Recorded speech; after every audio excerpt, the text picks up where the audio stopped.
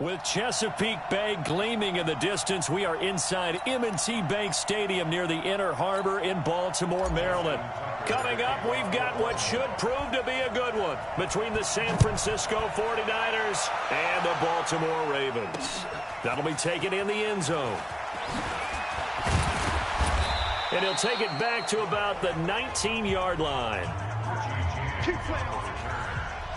Out comes Jimmy Garoppolo and the San Francisco 49ers. Jimmy G led them to a 48-46 thrilling victory in New Orleans in Week 14. Charles, you were there, and Garoppolo, 349 and 4 touchdowns.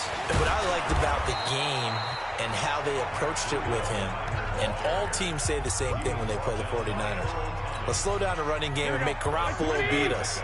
Well, the 49ers attacked with him right out of the gate, letting him throw the football before they got to the running game. And boy, did he respond, and in a big way. And how about the signature drive? And that's caught inside the 35. Touchdown, 49ers. George Kittle, 75 yards, as his guys are able to strike first here in this opening quarter. Well, if they didn't get the wake-up call before the game, they got it right now. 2 plays already in the end zone. I think of it in boxing terms, because whether it's a big shot with your first one or a probing one, a little bit of a jab, the second one was the payoff. That was the big one that landed. 1-2, end zone. This is fielded a couple yards deep. And a nice return sets him up pretty good here at the 30-yard line.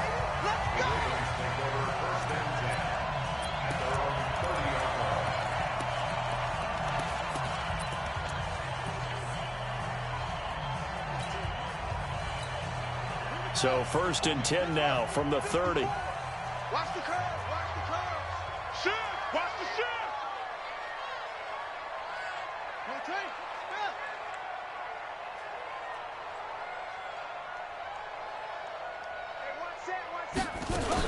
They go to the former Saint, Mark Ingram. And he's going to lose yards. They take him down at the 26. That's going to go as a loss of 4, and it'll be 2nd down. Plays like we just saw there. That's why they're up right now. And the defense, they're doing their job. Yeah, it starts with the guys up front. So when you talk with GMs who are putting together a team, a lot of them say we're going to build from the inside out, because if you control the line of scrimmage, you control the rest of the ball game, and that's what we're seeing here. They're actually playing in the offense's backfield, not necessarily just playing at the line of scrimmage. A 2nd down pass play there, but it's incomplete. After watching him drop that slant, I can hear my old coach's voice ringing in my ears right now. You can't run with the ball until you catch it. Trying to get those rack yards before he secured it. Forced out to his left. And now he'll let this one go deep, back over the middle. And the throw there going to be incomplete. Well, that certainly looked like something that they discussed all week in practice getting ready for this one. Take the big shot right out of the gate. At worst, you'll open up the defense a little bit, loosen them up, have them back on their heels. And boy, down a touchdown already, but they're going to line up to go for it on their side of the field. Here we go on 4th down with Jackson. He's going deep for Brown. And this is going to be incomplete.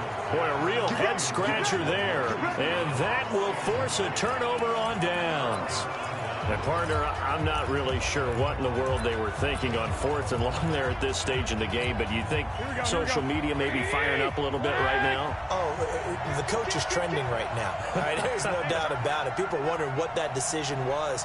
But it takes me back to a number of years ago. A very successful coach in the league had told them. And across the chalk, into the end zone, it's a 49er touchdown. Matt Breida, 26 yards. And the Niners are able to stretch their lead. They've got to be thrilled on the road right now. Touchdown, turnover, touchdown, and quickly trying to make it 14-0. Yeah, and mentioned it already. On the road, to be able to go into someone else's house and establish a start like that, obviously your confidence rises in a big way, and you're putting some doubt in their minds. The kickoff team on the field now as they will send this one away. That'll be taken in the end zone. And all that work, but he stopped where he ultimately would have been, and he's simply taken a knee, and that's the 25-yard line. Charles, as the Ravens offense comes back out here, you know, it's really good to be a Baltimore fan right now. With the win in Buffalo Week 14, the Ravens have already clinched a playoff spot. They can win the AFC North on Thursday night with a victory over the Jets or a Pittsburgh loss. And they received an early holiday present as well, courtesy of Kansas City's victory over New England this past week. With the head-to-head win over the Patriots back in Week 9, they essentially have a 2-game lead over them with only 3 games remaining for the #1 seed in the AFC. So I think the Ravens front office now going shopping, going to send a gift back to Kansas City, although it won't come in the form of games. And they have won 9 straight, Baltimore. That's the longest regular season win streak in franchise history. They've held the last 8 of those opponents to 20 points or fewer. They are hitting on all cylinders. I would not want to be a quarterback playing against them. They come at you from every conceivable angle. Some things don't even make sense. All you know is you're going to get hit in the pocket. And they'll bring him down at the 18-yard line.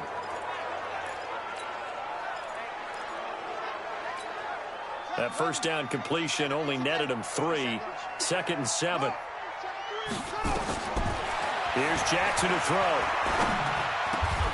This will be caught by Brown. 13 yards on his first catch. It's a first down as well. I think it all came together there. In-breaking route. Drove it with excellent pace. Money throw right there to move the sticks. Throwing is Jackson. And he is into the end zone for a Baltimore touchdown. From 6 yards away, as his guys are on the board here in this first quarter. Justin Tucker for the extra point. And that touchdown drive happened very, very quickly. You knew that they had the quick strike ability. They showed it. And for a defense that understands that, it still drives them crazy when it actually happens to them. Fast and furious, there came the points. Tucker now to kick it away following the touchdown. This will be fielded on the back line of the end zone. We got this. Out come the 49ers again here for their next drive on offense. And San Francisco, as we said, got the win over New Orleans Week 14. That moved them. Game. What a game. Did you tell me that was maybe the best game you've ever called at the NFL level? Well, there's no doubt in my mind at the NFL level. There was a couple of college games that were pretty good at Boise State, Oklahoma, and Appalachian State, Michigan. But as far as an overall game, #1 on my list. And speaking of #1, the victory moved them back into the #1 spot in the NFC by virtue of their win in New Orleans and the Seahawks losing to the Rams in L.A. on Sunday night. And what did you tell me? That 11-2 start is their best start since when? 1997. And not only that, for a West Coast team that has to play some East Coast games, they're 6-1 on the road now. So give them a ton of credit conquering that time zone jinx that many teams have. This is a good football team, and they're looking ahead to the rest of the season and Week 17 in particular when they go to Seattle, maybe to settle the NFC West title. And one more nugget, those 11 wins, that's more than the 49ers came up with during the first 2 years of the Shanahan-Lynch era. Another throw on 2nd down, and this one incomplete as well.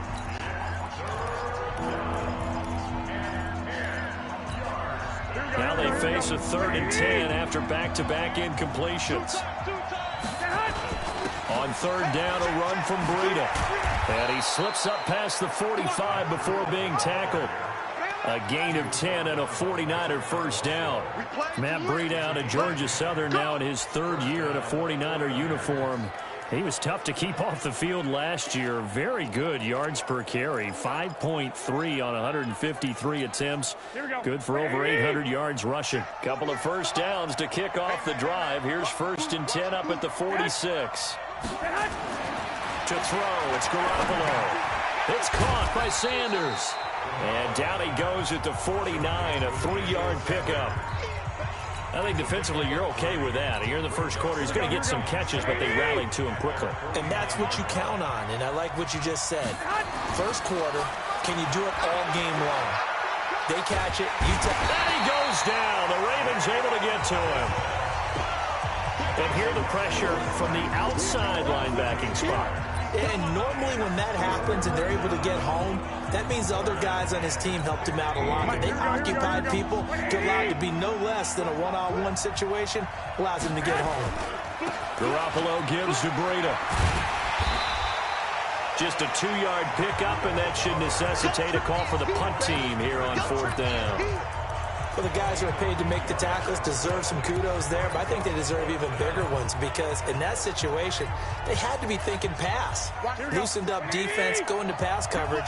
Instead, maybe they surprised them a little bit running the ball, yet they rallied to it and stopped them well short of a first down. They do go for it. It's Garoppolo. But able to haul it in is Kittle. And they'll get this well past midfield before being stopped just before the 35. A big pickup there, 20 yards as they convert on 4th. And this will probably be the last play of the quarter. Through one quarter, 14-7 our score. Here we go. Line of scrimmage, the 37 on 1st and 10. 21. Here we go. They'll run with Coleman on 1st down. 2 yards on the carry there. It'll be 2nd down. They tried a quick hitter inside, but that one was swallowed up because what they're hoping, those big defensive linemen will take the bait and move laterally and open up a crease that they can run through. Didn't happen on that play. From the 35 on 2nd down, Garoppolo. And that's going to be incomplete. Good effort there trying to take a shot, but it's 3rd down. So 3rd down now. They need the 27-yard line for a first. From the gun, it's Garoppolo. And he fires one that's intercepted. Picked off here by Jimmy Smith. And now look at him go. And he will bring this back. It's a pick six and a Raven touchdown. 3rd down, passing down. They throw the extra defensive back in there for a nickel package, and it worked out. And it's not anything that you would think is just great strategy. It's just that when you have 5 defensive backs on the field and an obvious passing down, it's a lot tougher to complete a pass. And on that play, they completed it just to the wrong team, and it cost them 6 points. So they throw the pick six. They'll get another shot at it now as this one's in the air. That's fielded in the end zone. And all deep in his own territory. He coughs up the